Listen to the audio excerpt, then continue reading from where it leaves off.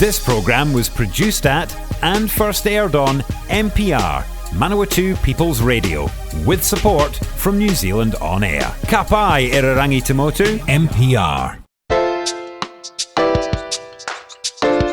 Kia ora and welcome to Reserved Recommendations, a show about problematic faves, great trash, difficult art, and our complex relationship with art and entertainment.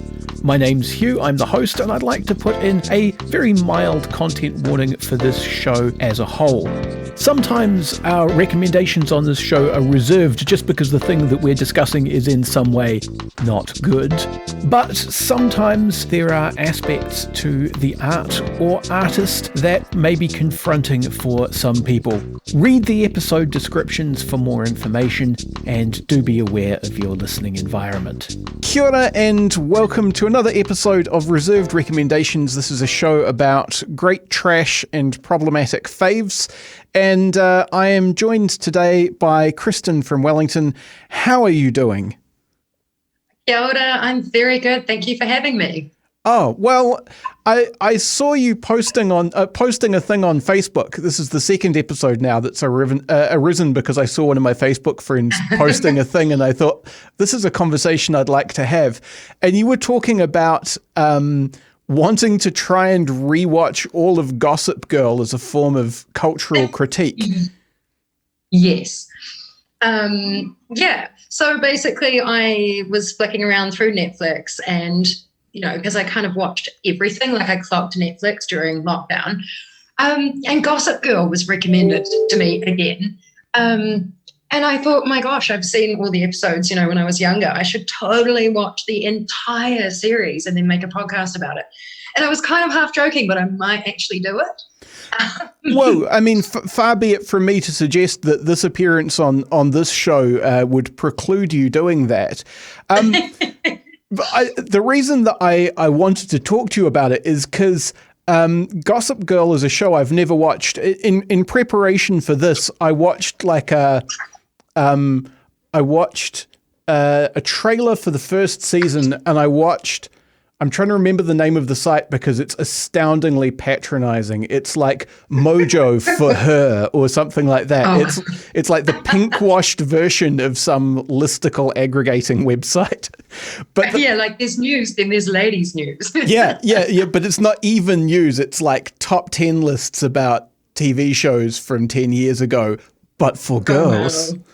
Oh, no. So what did you think of the trailer? Well, so the trailer seemed kind of intriguing, potentially. It seemed like it was a sort of like, I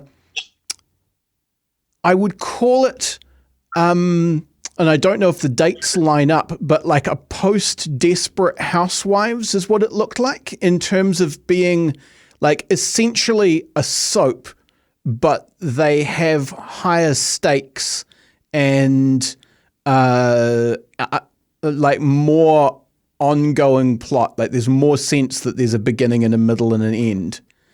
And it's probably slightly more campy too, I'd say, maybe. Yeah. Well, it's a long time since I watched any Desperate Housewives, so I'll have to take that one on faith from you.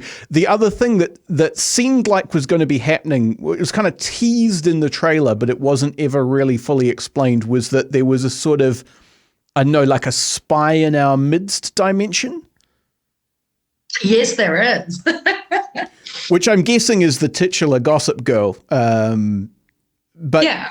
It seemed to me like my wife and I have been watching a show until we ran out of episodes on Netflix called The 100, which is it's like a high concept science fiction post-apocalypse thing. But its main appeal is that, all of the cast are very easy on the eye, and while being in theory like science fiction, it never makes you think all that hard. And it looked like it was leaning in that direction as well. Yeah, that's a really, really good maybe kind of point to dive into this with, is that basically every single person on Gossip Girl is a supermodel pretty much. I mean, not actually literally a supermodel, but they look like one. Yeah, they're hot for actors. Yeah. And like they can definitely act as well, but I feel like part of the conceit of the show is that they're not really supposed to act. They're kind of like I don't, have you seen the show Revenge? That's probably, I'd say, one of the most similar shows to this as well. And the idea that it's like very soapy, very beautiful people, but it's stepped up this level of being massively expensive. I mean, the fashion wardrobe on Gossip Girl is ridiculous. Like you would see things straight off the catwalk on the show because it was so popular that every designer wanted their things in there, and they're using genuine artworks. The band Sonic Youth even played at one of the parents' weddings on an episode. So it was like right in the culture, but a kind of light, not too serious, and very unanalytical teen heartthrob story, I suppose. Yeah. And kind of like aspirational teen heartthrob as well, because it's set amongst kind of the rich and fabulous children of the very wealthy. Again, this is the sense that I got from a 2-minute trailer. Yeah. So basically, it's like there's this amazingly beautiful girl called Serena Vanderwoodson, and she's like this it girl. And, you know, at 16, she's traveled the world more than anyone ever. Mother is fabulously rich. Her father has kind of disappeared, and you know, she's got the very sort of stereotypical daddy girl issues, which are just, it's a horrible depiction. But and she's on Manhattan's Upper East Side, and then you have this guy, Dan Humphrey, played by Penn Badgley, who is like son of a musician, and he's like a writer and really cool and lives in Brooklyn, and he desperately wants to be with it girl Serena. And that's kind of sets up the main storyline. And then around that, you just have these ridiculous characters like Chuck Bass, who actually talks like that. And he's like a billionaire, and then his dad goes missing. And it's all ridiculous and frivolous. And I'd say probably the main thing with the show is it gets kind of to this incredible point and then completely misses it. You know, it's like, hey, let's talk about capitalism and people being devalued because of their socioeconomic status, but then let's actually act like you should get richer and that's the solution. That does sound kind of amazing. And I think, I feel almost like you could, I have this sort of fantasy of a study that someone could do to kind of become a supervillain and be able to control a culture, which would be to like watch all of the porn all at once. Because what you would be doing is you would be getting the art that people are making with like the least amount of self-awareness, and also trying to appeal as directly as possible to people's kind of lizard brains. And my theoretical supervillain who could do this would kind of get this like gestalt snapshot of an entire culture's hang-ups all at once. And oh my God. AI is totally going to be doing that right now, though. You know, you're right. Machine learning, because algorithms. Machine learning could watch all of the porn that is currently being made simultaneously. That is true. And do you know what's fascinating about this? Like, that is just such an insanely amazing idea. And when I went to university, I did media studies. So I was very, and still am obsessed with how representation affects culture and vice versa. Who's included, who's excluded, what messages are we accidentally putting out, which are we intentionally putting out? And coming from that perspective, back in the days pre-internet, it's, very much white guy on the BBC speaking in a particular accent. But if you actually think about, like AI and algorithms and machine learning, if you could completely just compute everything and then put out the thing most likely to manipulate, you'd have control of the culture easily, I think. Terrifying. Yeah, it is.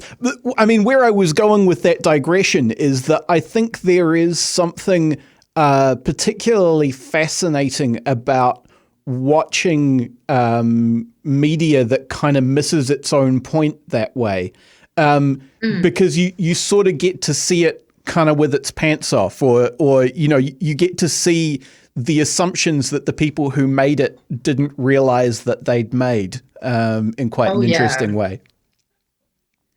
That is so fascinating, because I think people do betray their own biases very accidentally because they think it's the norm. and then you see, someone else's perspective put into culture, and you start to critique it, really gets people's backs up, which I find quite hilarious, because everyone should be open to learning. But yeah. Definitely. And I think, that's a way that looking at something like Gossip Girl could be, I don't know, kind of this is me trying to convince you that you should really do your longer form podcast just about Gossip Girl, I guess. But, that's, I guess, where the interesting cultural analysis would come in, is that you're looking at this thing from, when did Gossip Girl finish? So it was 2017 till the very end of this, December 2012. So it's interesting because it's actually, it's quite dated now, like watching people wear hilarious, low-slung jeans with those gross, sparkly crop tops. It was all the rage then, but hideous to look at now. But yeah, it was a kind of a meta show, I suppose, in the fact that it was really driven by culture, but it really affected culture. And sometimes you didn't really know where that boundary lay. Is it being the trendsetter or the follower? And it was fascinating. And I think you could actually do a really, really good PhD. I'm fascinated by popular culture. I think it affects us more than people realize. And I think especially things like Gossip Girl are looked down on as silly women being into it. But I have this take, which I think is quite a common take within feminism, that I love it because it shows women talking to each other about more than their boyfriends, and written women's characters are not often like that. And it reminds me of some reality TV shows like Real Housewives of Beverly Hills, which is complete trash and really good for a hate watch, but also from a societal perspective, invaluable in looking at our culture and our values in a way that I think is dismissed by academics as frivolous, and it shouldn't be, because it's so insidious. Well, no, definitely. And I mean, like Gossip Girl, the Real Housewives are not actually real. They've been edited and they've been curated so that they even if they didn't intend to necessarily, they play very particular characters. And they're inflammatory to get more screen time to push the product that they're trying to sell through the show. Like, they're in on the joke completely. But I mean, all of that editing and that curation and them picking what is an inflammatory thing to do or say, that's all based on a kind of cultural knowledge which is very of now, If you could project Real Housewives back into the 1930s, the things that people did and said would be very different, and I think that would be quite illustrative. Oh, and also especially if you think about class, because the class system in the 1930s was very different. There was the idea that you weren't acceptable if you were nouveau riche, whereas now the richest people are very nouveau riche. But I feel like back in the 1930s, if you were taking the richest women and putting them on film, they would just be very gin drunk and depressed because they're constantly on a diet or trying amphetamine diet pills. I actually now want to make this as a TV series. 1930s. I think it would be amazing. People with just acerbic wit being utterly sick of their gilded cage, but hilariously funny while being in it. And on speed all the time, as you said. Yeah. And what's really interesting, because I just opened up Wikipedia to double check the dates of Gossip Girl, and this is so exciting. You're finding this out at the same time as I am. There's going to be a sequel series, and it's coming out in 2021, and I could not be happier. That is kind of astounding, because this is something where you've been talking about the amount of popularity it had and the level of cultural clout where it could get people like Sonic Youth, who are kind of ideologically opposed to the sort of thing it is to somehow participate with it. And it's got the clout to get a new reboot with all of the 2020 version of those bells and whistles. And it had entirely passed me by. And I think there's an interesting thing there, which I've talked about on some other episodes about other things, where I suspect that's me being more gendered in my media consumption than I realized. And also, and how it's being marketed to as well. So not even just your sort of gendered perspective on it, but whether people were really trying to get Gossip Girl to you or not, Yeah, that's the one. I mean, there's definitely an aspect where I am more tolerant now of a particular kind of trashy television than I would have been in the past. And I suspect I might be less tolerant of the stuff that used to be my specific trash back in the day, which was like 3-hour movies from the 1970s where people like look at the camera for a really long time without saying anything and then walk naked through a painted room. Art. Yes. I was a Jodorowsky person, which is an entirely different brand of nonsense. But there's definitely. It's self-indulgent nonsense. That's what I've realized, but in a beautiful way. So it's like, I mean, I make music. That is self-indulgent nonsense, but it's also creativity. And I think that I like to try to look at every art form in its own context, but take all of it seriously. Like a lot of very good female women's writers end up writing terrible romance novels because they can't get a book deal because their perspective isn't valued because it's not the mainstream perspective. So they end up writing trash, but they're really good writers. And like this goes back to someone like Anais Nin, who was writing, what do they call it? Penny porn in Paris, which was terribly trashy and ridiculous. But, she was writing that to be able to make a living, to write great literary works. And I think there's value in all of it, but you can also laugh at all of it. Oh yeah, and I mean, people need to have a space to practice in order to get good at things. This is diverging a bit from talking about Gossip Girl, because I don't think Gossip Girls was anyone's practice run at anything. You're so right, though. It's like the Access Kaupapa, you can come and actually learn by making mistakes and having fun and testing the boundaries before you maybe come up with the exact product, yeah? Well, that's the thing I was going to say was that off the back of the success of Twilight, sorry, not the success of Twilight, the success of 50 Shades of Grey, which notoriously started life as Twilight fan fiction. The number of authors who have since come out and said, look, I got my start in fan fiction as well, has been truly incredible. And I think that's another area which has been kind of looked down on, often because it's kind of a women's space, but it gives people a safe place to practice. And I think that this is something I find frustrating, is that just the amount of marketing that gets put into serious stuff. Like if John, what is his name? Oh God, the absolutely obnoxious, awful male author whose name I can't remember right now.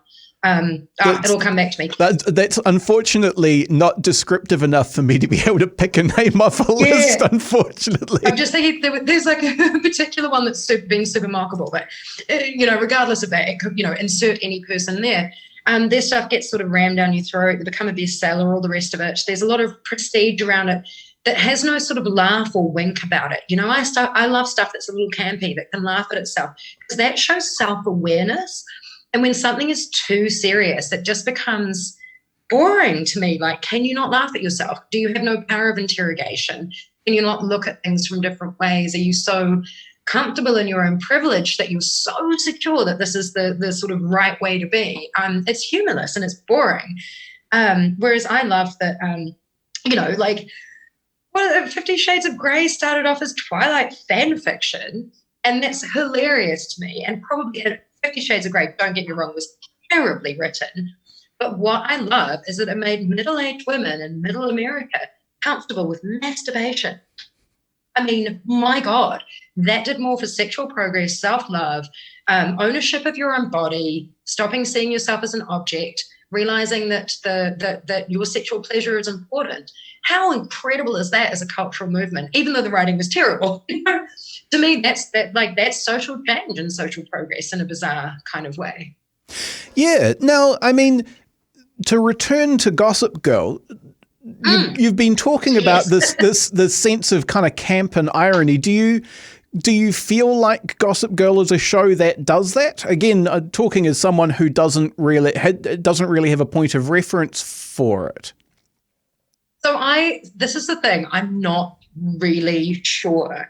I think part of the whole conceit of it is like, you're not really sure if like they're in on the joke or if you're in on the joke or if they're actually being serious. I mean, it's ridiculous. Like it is actually hilarious, and it uses kind of soap opera conventions and treats them in this quite deadpan way where you're like, I don't really get where I'm at. But, coming back to the Sonic Youth thing, the fact that they were kind of like, haha, this is quite funny, we'll be in it. I think it does have that sort of campy thing. I don't know. It's like, yeah, I don't know. Yeah. I don't know. I don't know. It's an enigma. That's the issue I have with Gossip Girl. It is phenomenally addictive. Like once you start watching it, you do want to know what happened next. Like it uses all of the kind of stylistic things of soap operas, like the cliffhangers and the love triangles and the missing parent and the I'm dating my stepbrother now, even though we were dating first, but now our parents got together, just ridiculous things. But then it deals with serious stuff. Like it covers rape and it covers abortion and it covers estrangement. And then it just turns around and has a fancy cocktail party where everyone's a massive bitch in a really big penthouse. Like it's all over the place. I love it.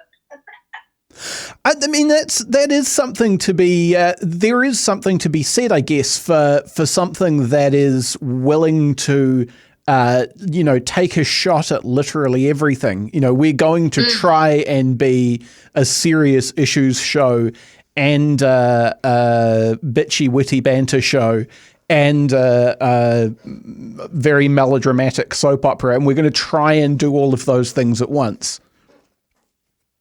Yeah. And I think something that was interesting, like it did definitely take risks, but here's the thing. I think it's, oh God, can I articulate this? Okay, so because it sets it on the Upper East Side and clothes everyone in Gucci and puts them in beautiful apartments and like driving around in limousines, I feel like they can take some risks, like stylistically and also with social justice stuff and also with just how cheesy they can be. Like they're playing in the genre in a kind of way that you can if it's dressed up beautifully and it's expensive. And that to me is an amazing critique of life, that people who come from this amazing rich background can go slum it and be an artist. Whereas like in New Zealand, if you were lower class or something, you potentially, if you wanted to go to art school, you get called a grifter. I don't know if that makes sense, but yeah, it's just this idea that it's like, if you make something very rich and beautiful, you can kind of be more playful and not have to define yourself because you're just automatically granted this kind of free pass, I guess. Yeah, well, I mean, what it means is that the suspension of disbelief in terms of whether a character can do any particular thing is kind of lifted already. Yes. There was that notorious critique of Friends that they were all supposed to be broken down on their luck. And yet they lived in this incredibly enormous apartment in an expensive bit of New York. And if you just say, no, these people are all fabulously wealthy, then you kind of get out of that trap and it becomes a lot. Well, you're like, of course they did that. If I had $1 billion, that's what I do. If I had $1 billion. But no, that's hilarious because I was actually thinking of Friends because that was like, these gilded lives when they're apparently waitress. Like, that's not true. Whereas I don't know what it's like to be a billionaire, and I imagine it's confusing and beautiful, but also nuts, So I think that Friends is a good sort of example of bringing up. And it also kind of gives you license to be more nuts in terms of the plotting as well, because it's more plausible to say, that someone who you've never met maybe has the motivation to kidnap you or something like that. Like all of that kind of, soapy nonsense melodrama seems more plausible when someone could, in theory, make an enormous amount of money by doing something bad to you or something. Yeah. Oh, another thing I was going to come back to, which is hilarious with Gossip Girl, is the voice of Gossip Girl is actually Kristen Bell, who is Veronica Mars. So that's a kind of hilarious sort of nod to like amazing fictional TV shows that, are like big with women. And they also have Michelle Trachtenberg, who played Dawn Summers in Buffy, as a character as well. And I think that that's kind of amazing that they brought in these, because they actually used quite an unknown cast as the main characters. Like, we forget because they're phenomenally famous now. People like Penn Badgley, and whoever Serena's person, Blake Lively, they're really famous now, but they weren't at the time. It was quite a cast of unknowns. So they kind of added in these other people. And again, it's a bit of a wink and a bit of a nod. Like, if you were into Veronica Mars and if you were into Buffy, here's a much more sort of stylized upper class version of this. That's a bit, but it's still that soapy thing. Yeah. Well, look, were you a Buffy fan? Can I ask? So Buffy, I missed the first time because I think at that point I wasn't really watching TV that wasn't animated. I was like early adoption of anime when it started showing up on TV, and also I was watching like cool. That's Spawn and Eon Flux and things like that. And I missed Buffy, but I caught up with the Buffy verse when Angel was on, and that made me go back and check out some Buffy. All of it. And it's timeless, though. I mean, I missed it halfway through the first time around because I occasionally saw an episode on TV, and I was young, I was a feminist, and I wanted to be taken seriously. And for some absurd reason, society had kind of made me feel like divorcing myself from anything that was fun or frivolous or feminine or funny, or, you know, it's almost like you had to really prove your cred to be acceptable. So I kind of had this distaste for it that was not really naturally me. And then I started properly watching it because my flatmate loved it, and I fell in love with it. It's the most amazing program. I love it so much. You know, it's a show that I swear there must be hundreds, if not thousands, of PhDs written about it because it was such a cultural force and actually had a lot of important things to say. So, yeah, I regret my kind of very young self going, oh, this is dumb. I've got to be serious. And then went back and embraced it. And I think actually Buffy has probably opened my mind up to really having a cultural appreciation for something like Gossip Girl while being able to mock it and hate it. Yeah, well, so the thing that gave me a kind of, or articulated a perspective on this for me that made me kind of get it a bit better was I was listening to a podcast called Harmontown, which is Dan Harmon, who created Community and Rick and Morty. He did this very long-running, completely improvised podcast, which is just some of the messiest listening. In the early series, you get to listen to like the kind of first meeting and then honeymoon phase and then daily relationship and then eventual disintegration of his relationship with this woman, Erin McGathy. And it's just kind of this terrifying, incredibly slow motion train wreck because, of course, at the time it's not like a plot that's going anywhere. It's just them talking about their lives and trying to be funny, except they're drunk. And so you just kind of see it all happening. But I want to listen to that actually because I love that. Like, I love mess. I think that people are messy and full of contradictions, and that is beautiful and wonderful. And what you said just really caught my mind for a second when you said, you know, it doesn't have a plot. Life doesn't either. And I think we're obsessed with finding one. Like, is there God? Is it Buddha? Am I this? Am I that? You know, and we find this incongruity that we constantly live in, very challenging. But I think it's very healthy to embrace it. Yeah. Anyway, sorry. You were going to say. I would give a reserved recommendation for Harmontown. Certainly, there is a lot of it. So if you wanted to listen to all of it, that is a commitment. It is finished now, so you can listen to all of it. Also, some of it is highly problematic. But it's isn't everything? Yeah. The thing that Dan Harmon said on one episode that I thought was really interesting and gave me a different perspective on kind of trashy TV was that he really respected the art of like the 1960s sitcom because there was a really specific skill to putting together like a satisfying half hour of TV that reset at the end so that your person who'd had a hard day at the racism factory could come home and sit in front of the TV and watch this thing, and they would get this little satisfying mini story. And it didn't matter if they missed the last week's one or next week's one. They could drop in at any point and there would be this like collection of archetypes that work together in a satisfying way in this little miniature loop that would play itself out in a way that was, enough for that one thing. And that made I never really had patience for that kind of TV, but in retrospect, it's like talking about highly produced pop music. It might not be your thing, but it's really hard to make. So two things on that point. So that archetype that you're talking about, I'm fascinated by that and soapy sort of stuff, and probably why I like things like Buffy or Revenge or Gossip Girl is it actually turns those archetypes on the head, makes them ridiculous, or like it shows you a bad guy but he's so ridiculously bad, or it shows you like the fallen slutty woman but she's actually not. She doesn't have to be nice to overcome that. She can actually be a bitch and it's fine. And that's maybe what's so great about Gossip Girl is because those archetypes, you're talking about how someone gets home from the races and they just want to relax and these archetypes soothe them and speak to them.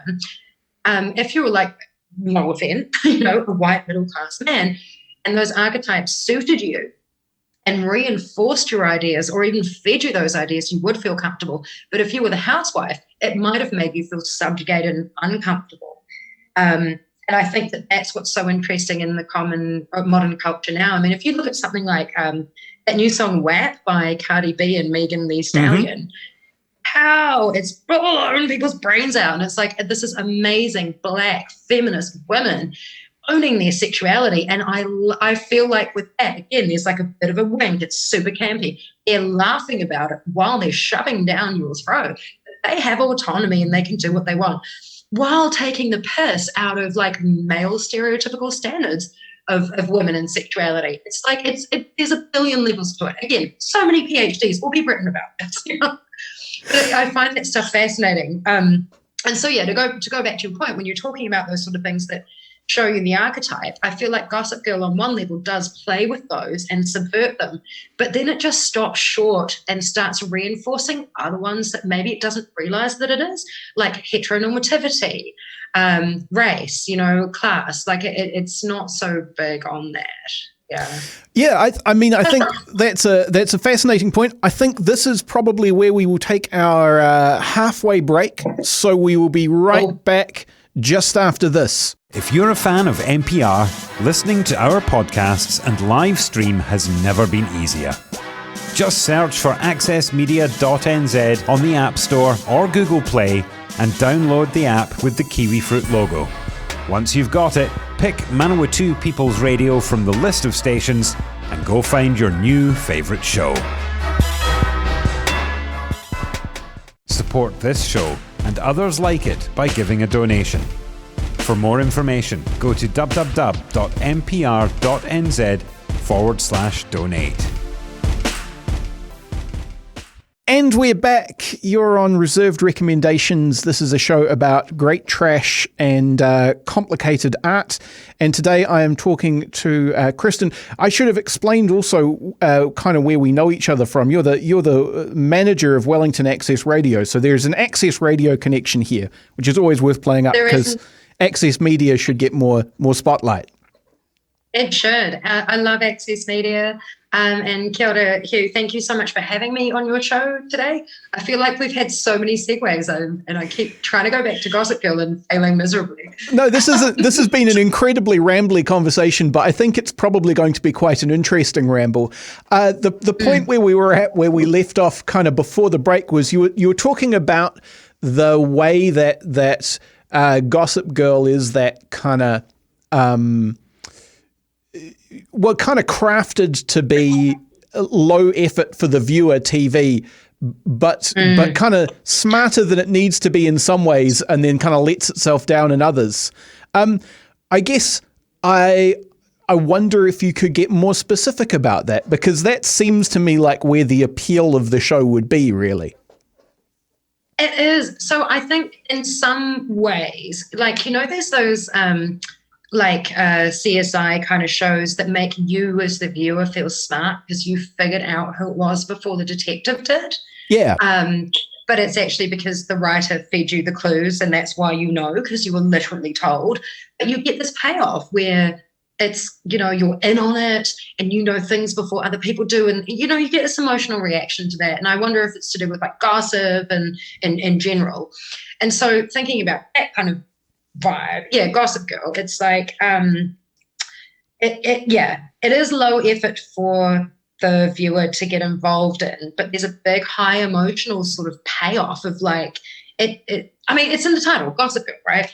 It is that you kind of know this about these people and they don't know. And that sounds really awful, but it's also kind of human nature. But it does also give you a chance to be disgusted at that as well at the same time, in a way. I don't know. I don't know. Also, it's just beautiful. Like, that's one of the reasons that it's low effort, high payoff, is that you see beautiful things, beautiful houses, beautiful art. It's delicious to watch, I think on a visceral level, like it's quite pleasing. Yeah, I think you're talking about kind of getting to be able to see these kind of, I guess you'd say, kind of almost prurient details of people's lives. And there is something very kind of humanly appealing about that, kind of getting to see people's dirty laundry. And I wonder if the privilege of the characters is another thing that plays in their favor there. Like, yes. When everyone is so much better off than you can kind of feel a little bit self-satisfied watching bad things happen to them or finding out their dirty secrets. Actually, it's not even so much like that. I feel like they air their dirty laundry, but they're inoculated by their privilege against the judgment.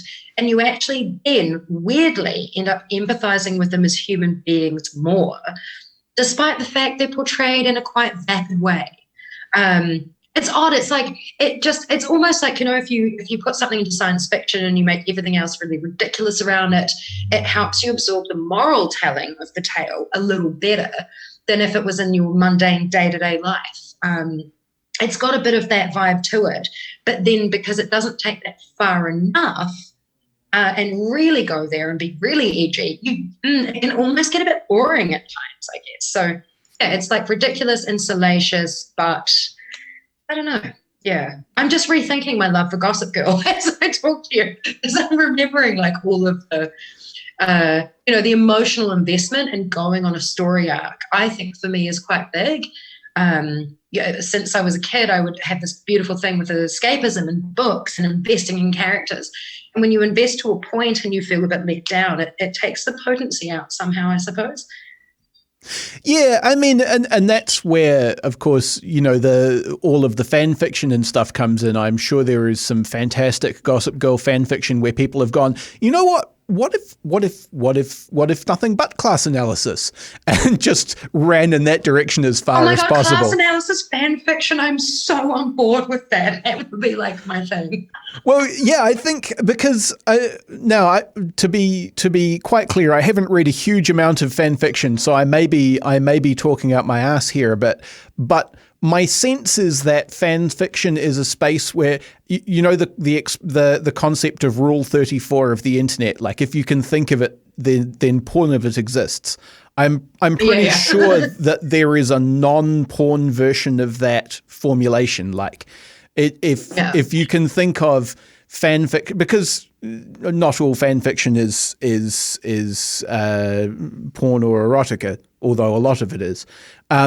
If you can think of like class analysis of Gossip Girl, but done through a fictional lens, I'm pretty sure that there is an equivalent rule of the internet that means that somewhere has done that and, written 50 chapters. I also feel like lots of angry incels have probably just ranted about it and then avoided a class analysis at all. And lots of, like, I know a lot of people who are like on the left and, they're not into social stuff. They're more into only class stuff. Whereas I think, like, I'm an intersectional feminist. I always want to look at the intersections between things because things are not clean cut and I don't need them to be tidy, and I actually have the mental capacity to look past just class. But I don't know. I feel like what am I trying to say? I feel like there's a lot of very angry, long screeds that have been written about this, not in a fan fiction way, but in a reactive kind of annoyed way, if that makes sense. Oh yeah, I mean, there is a different standard of criticism applied to things that are marketed primarily towards women. I recently watched the Twilight movies with my teenage daughter, and they're bad, but they're not awful. But they're not more bad than like the masculine branded version of the same thing where there's maybe violence instead of romance. What I hate though is it's like seen as déclassé because it's marketed to women, yet it embodies so many fucking tropes, excuse my French, about abuse dynamics and things. Like basically you're watching an abusive relationship. You know, it's not positive. The stalking, the total subjugation of a person's character. I find the movies problematic on so many levels.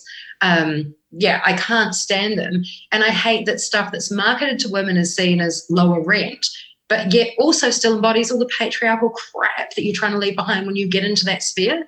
I know, I think those movies are a travesty personally. They're not even problematic faves. They're just like problematic at best. And yeah. Oh, no, I could do another podcast series on it. I don't think they're in any way good. I feel like they're emblematic of the kind of bad faith criticism that stuff marketed towards women gets. And so that's kind of how I would categorize your hypothetical incel shouting about how Gossip Girl represents the decline of Western civilization. Yes, absolutely. It's hilarious. And mostly it always comes back to she wouldn't sleep with me, therefore she is bad. And you know that relativistic thing that people have, like children when they're developing their ego think everything revolves around them. And then some people just never step out of that point and still behave that way like adult babies. And it's kind of, you know, no offense to anyone listening if you're like that, but maybe like talk to someone about it because it's not very healthy. No, and that's the thing is, I mean, that trope of let women enjoy things, you know, you don't have to get angry because a woman that you can't see and don't know is enjoying a cultural product that you don't understand. Like, yeah, so I think you're right. There's a lot of bad faith sort of analysis going around. Yeah, and would you expect your I'm now talking to this person who doesn't exist, but or you know, would you expect your hypothetical woman who is causing the decline of Western civilization by enjoying Gossip Girl to be into whatever it is that you're into necessarily, or would you consider that to be maybe marketed specifically for you? You know, oh my God. Oh, but then let's get into that idea of the decline of Western civilization. It's like white men thinking that only white people should sleep with each other, that we should embed these Christian patriarchal values where the woman is submissive and the male is dominant. And anything outside of that is disgusting and sacrilegious and also hurts their fifis, you know? Like I get wild when I think about that stuff. It's just so not cool. It's like way to make yourself the old idea of Earth, that all the planets revolved around it, rather than that we're part of an interlocking system that needs to work together. Yeah. Now, I mean, to return to Gossip Girl again, you have been talking a bit about how kind of Gossip Girl skates close to the line of challenging that kind of stuff and doesn't quite get there. And I have you want an example? Yeah. I have a theory and I want an example. So my theory is that if we want to be super charitable to the people who made it, there's probably a limit to how far over any given line you can get when you're given the kind of project that Gossip Girl was. You know, like there were a lot of suits watching in terms of finger quotes quality control. I feel like it was actually more a writing by committee problem. Now, I may be wrong. I have no idea. I've never read about this. But basically, it's like they include a person, and just a trigger warning about this, if anyone is listening, I'm going to talk about sexual assault. So please stop listening for a little bit if that will be upsetting. In one episode early on, a person is raped or almost raped, and then they kind of show that that's really bad, But then they turn around and totally normalize that character later on, and he's totally fine. And it's evocative of soap operas where, like, a guy in one season is a murderer, then they just need to, like, recycle his character, and he's the good dude. And you're like, he was trying to stab someone 3 weeks ago. What is going on? So it's odd. It's like, yeah, they bring these things up, they half do justice to it, then they drop them, then they make the characters who should have consequences be still a main character with all the good things, but not in a way that is a critique of men who rape being able to maintain the spoils of life because the justice system is there towards rape victims. It's just that, like, he's fine now. He's absolved of everything. He's a different guy. It's weird. I don't know if that makes sense. So I think if people have watched the show, they'll get what I mean. Yeah, that does sound to me a bit like writing by committee, and it also a sort of law of economy of characters. Like, if there was someone who was popular with fans for whatever reason, and, you know, sometimes the nasty, bad, rapey characters are popular with fans for complicated reasons that we probably don't have time to go into, then, like, there's a kind of meta ratings decision about, like, what do we allow to happen to this person? And that's made in kind of a cynical way, I feel like. And, you know, it's fair enough, because if we were going to be purist about everything, nothing would ever get made. But I do think that things are always open to critique and conversation and analysis. But, yeah, I also actually just realised that maybe the reasoning was they might have wanted to get rid of a character at the end of that season, but then went, well, hey, he's here already. Let's just completely revamp him for the next season. And, like, Shortland Street, another thing that I would love to make a podcast about, there was a doctor on there who was like this evil guy who was doing awful stuff to people, and he would set up as the bad character guy. And then they got a new writing team. They're like, nah, that actor's still around. We'll just make him good now. There was no resolution. He was never absolved. He just turns up and is not creepy anymore. Like, what are you doing? Do you not know that people watch this every week? It was very funny. It's like, yeah, a bit of a disconnect between the writer's room and the audience, I think, sometimes happens. Yeah, I mean, I do. Talking about the kind of Dan Harmon idea of, like, you know, popcorn television that is just a perfectly encapsulated little thing that requires very little brain power to kind of get out of. Shortland Street is another excellent example of that. I haven't watched it in a long time, so I have no idea what's going on, but I lived in a flat where like two of my flatmates watched Shortland Street, and in the process of walking, it was like an open plan kitchen lounge. So in the course of like, just absorbed it. Yeah, in the course of making my dinner and then going back to my room afterwards, I would see like it's like a drug. That's how I started too. Although actually, in truth, I haven't had a TV for nearly 10 years. I just use a laptop now, and I haven't watched Shortland Street in about 10 years. But I'm sure you would pick it up. That's the insidious thing about Shortland Street, is that I saw 5 minutes per episode for like a month, and then I knew what was happening without having to watch the rest of any of it. Do you know what's actually scary on like a cultural analysis level is that if I started watching it again now after 10 years, I would fall immediately back into those themes again and kind of get it. And what I'm interested in is, what is that it that you get? Who decides what it is? Is it a subconscious or conscious choice to make it that way? Is it about social engineering, or is it actually just a byproduct of living in this society? Questions. Yeah, no, fascinating questions, and ones that we probably don't have the time to answer here. In fact, we are getting pretty close to out of time. There are two things that I like to do by way of finishing off episodes of this show. We will get to the second one in a bit, but the first one is, do you have like recommended watching or reading? I mean, obviously, if people have been interested in any of these digressions, go and watch Gossip Girl, I guess. I mean, you were saying it's on Netflix, so it's not hard to find. But if people have already watched it and they liked it, are there other things you would recommend, or are there things that play with the formula in interesting ways that you'd recommend? Yeah, so I've got, I guess there's 2 points to that. Oh, two parts to that. So, yeah, if you like Gossip Girl, or even if you hate it, definitely watch Revenge. It's a ridiculous TV show based on the novel The Count of Monte Cristo, but put into like the upper class world of the Hamptons. And it's great. It's, again, like, high production values, expensive clothing, but very soap opera. And it's like, I don't know, almost an effort to make soap operas be taken more seriously, but in a funny way.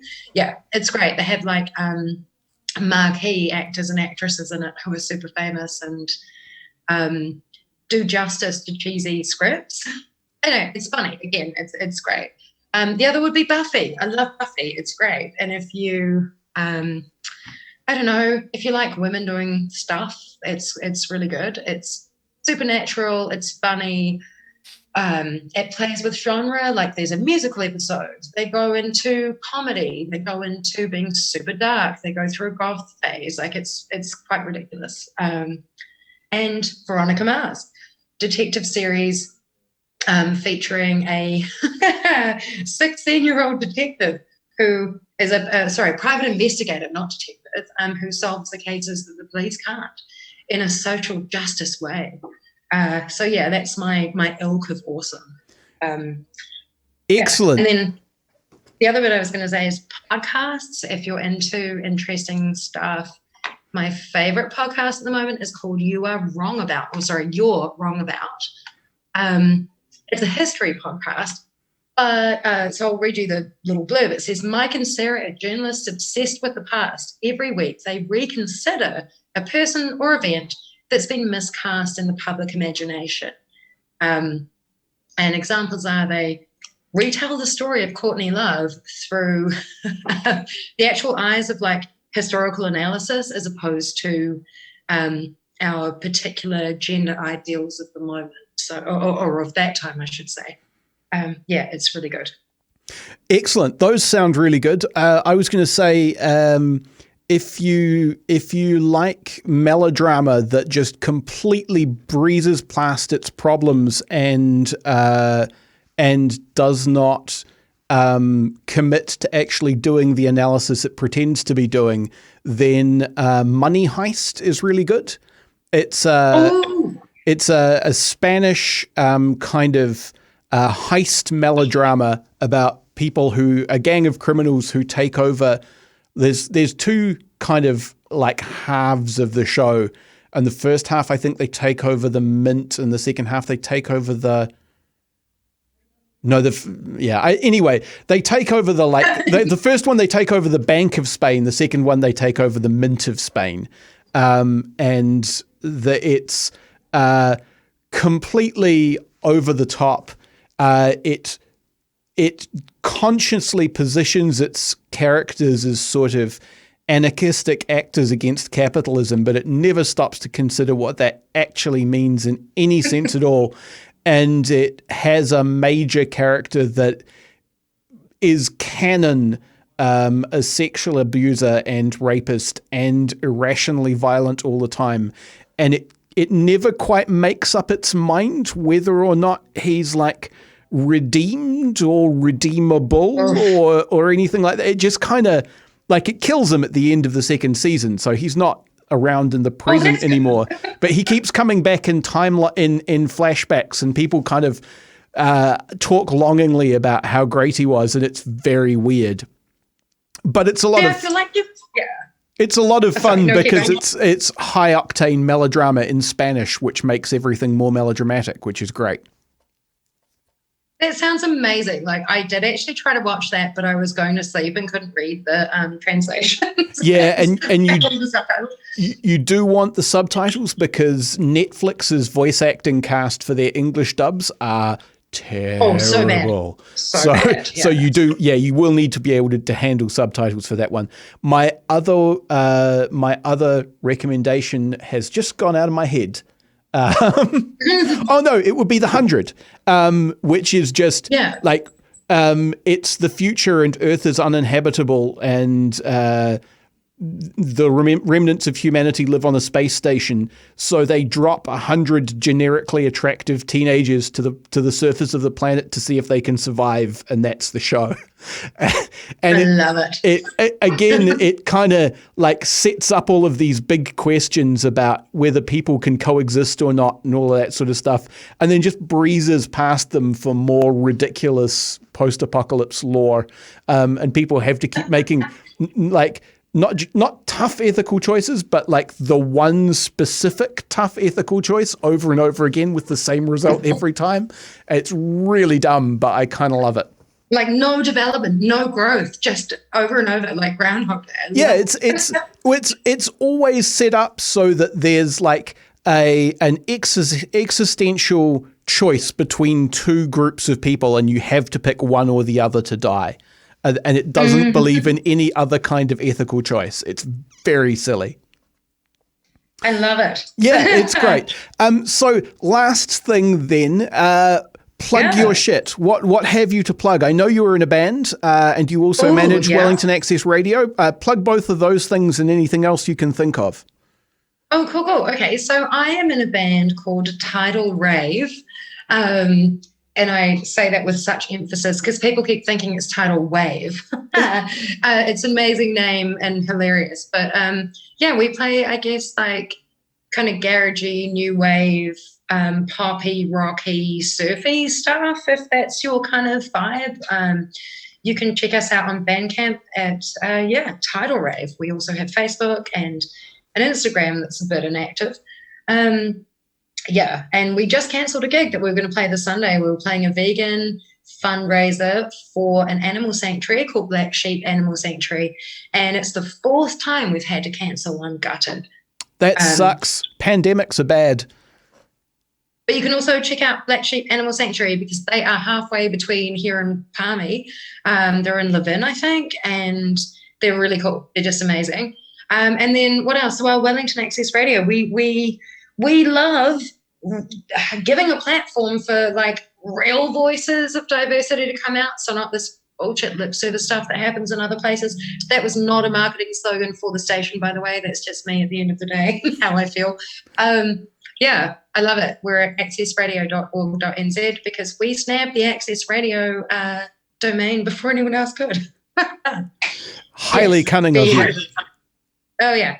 Only because we've been around for 40 years. Yeah, that's why that happened. Yeah, no, that's an excellent excuse, doing it first. All right, well, we are out of time. Thank you very much for talking. Hey, thank you. That was fun, and I'm sorry I went on so many tangents. I know, the tangents are half the point. Cool. All right, ka kite. You've been listening to Reserved Recommendations, a radio show and podcast from Manawatu People's Radio, Te Reo Irirangi o ngā tangata o Manawatu. The show is produced and presented by me, Hugh Dingwall, and I also composed our theme music. It's called Sack Jazz, and you can find it at wolfboy.bandcamp.com. You can find me on the internet at Objective Realty on Twitter, and you can find the show on Facebook under Reserved Recommendations.